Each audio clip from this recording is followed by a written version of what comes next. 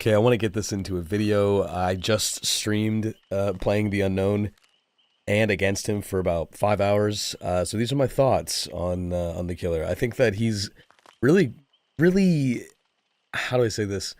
He's good, but he has counterplay, and it feels, from my experience, really really good right now. Like in a good spot for both sides.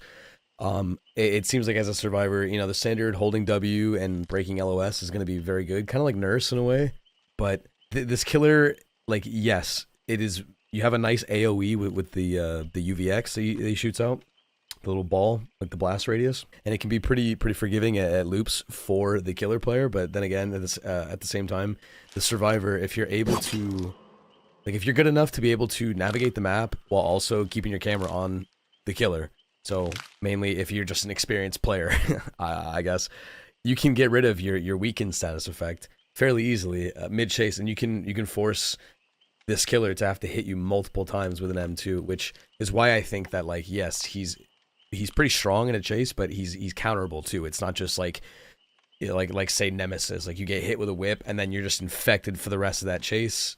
Like, you can actually do something mid chase, which is fantastic. I really really like that design. And then obviously his map traversal is just ridiculous, like unrivaled almost. I mean, it's like Onryo, but no, it's just really good. Is what I'm trying to say. I mean, if you've played him, or if you've seen any gameplay, being able to instantly, it's basically mint rag hag in a power with a little bit of a cooldown. That's pretty much it. Yeah, that's probably the best way I could say it. It was fantastic. I love it. And my favorite thing about Demogorgon is his map traversal. Yes, shred is cool.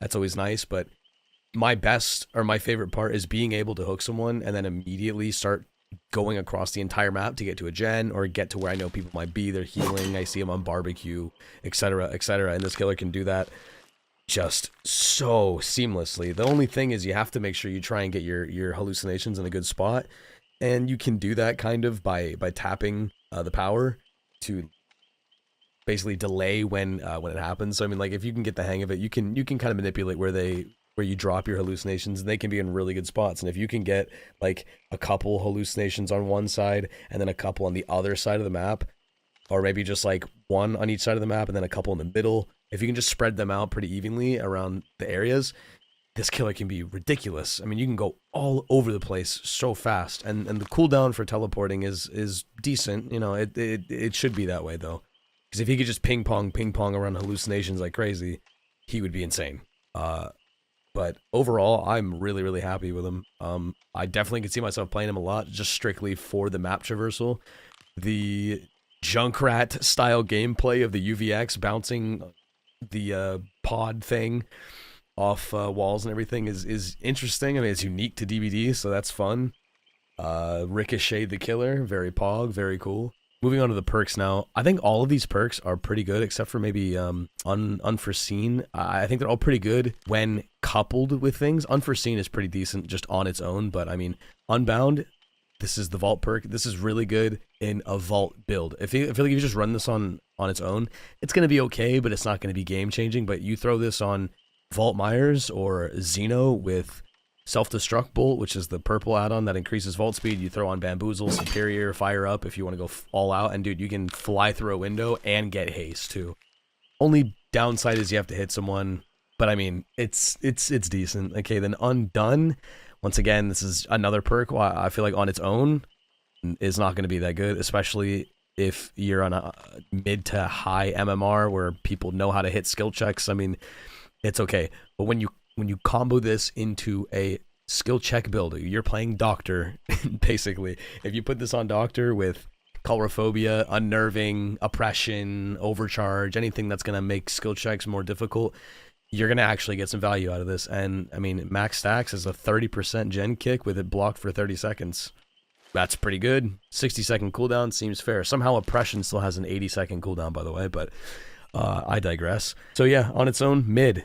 In a skill check build, could be really, really good. And then Unforeseen, I think this is the only perk that can actually do some work just by itself. You don't really need to have this in a gen perk build.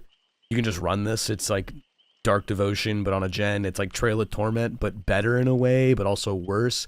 better in the fact that there's no indicator, which is actually, I think, probably that is the best part of the perk. Yes, you're limited to 30 seconds on the duration, but you have no indicator that you're undetectable, basically. Whereas with Trail, you kick that gen, every survivor sees it as yellow. So if they know the game at all, they're gonna go, oh, that's Trail, because I mean, it could be blast mine or wiretap, but more often than not, you're going to be able to figure that out. Unforeseen, there's no indicator. So when this is activated, you just walk up to people. If you kick a gen and you're able to get across the map, boom, you just walk up, bam, they have no idea. You're undetectable. So pretty decent. I think this is like his best perk out of the three. Okay, then moving on to Sable and her perks. Obviously, she's a survivor, so no real power here. But I mean, I love the goth look. I mean, she is fantastic looking. I love this character. I think I'm going to main her. So sick we have a goth survivor now. But going on to her perks, though. Strength and Shadows, I feel like, is easily her best perk. This is 60% healing in basement, and then you get to see the killer's aura for 10 seconds. Unlimited amounts of use as long as you can heal. Couple this with Botany, which I had on this build right here, Distortion Adrenaline, but Botany with it. This ends up being 110% healing speed, which is faster, unless I'm missing something. This is faster with Botany than someone healing you, and you can do it yourself. And a heal by if someone is healing you, it's 16 seconds. So I would imagine it's probably like 15 seconds or something like that if you have Botany with it too, which is pretty damn good. If you can get a decent basement spawn, then this perk can do work. It's actually really good, I think. Obviously not amazing, but it's a good perk. Invocation, I think I love this as a design, like as a concept. Like, it's really cool to have something involved with basement. All these perks with basement, but this in specific. But I think just honestly, this perk just needs tweaking, like number tweaks. 2 minutes for broken. The rest of the game, it's 15 charges on every gen, and it can be sped up with other people. It's just flat out just not worth it. Like, with the amount of time it takes, you'd be better off just doing gens, and you'd be able to maintain both your health states. I don't know. Maybe they need to make it like a much shorter like time to do the invocation, maybe a minute base, and then you get like someone suggested this in my chat. They suggested that you get broken until hooked instead of broken for the rest of the game. You're broken until you get hooked, and then after that, you're good. You're not broken anymore. That would make it decent, I feel. And invocations, unless I'm missing something, can only happen one time. So yeah, completing the invocation disables that perk for all survivors. So you can literally only do it one time too. So it's not like it can just be spammed and taken advantage of because you're not broken anymore.